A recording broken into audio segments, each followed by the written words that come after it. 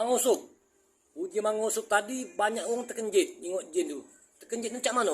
Maksudnya mangusuk tu. Lah masuk sepertiga malam. Bekas apa? Dia datang. Dia kaget tak kita? Kejut. Terkejut gitu. Bukan orang tu sambil berkenjit bukan? Bukan. Terkejut. Oh, terkejut. Terkesal. Nah kalau kita tak sanggup itulah wong galak gagal. Di sepertiga malam. Gila. Mati dia.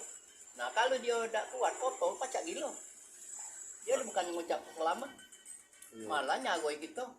Gila di sini nih gila atau gila mangusuk? Gila nian. Nah kalau Tak ucap-ucap. oh udah bisa ucap. Kalau gila tu berarti tu bertemu jin apa mana? Iya, dipengaruhi oleh jin dia. Oh, Yang gila itu dipengaruhi oleh jin.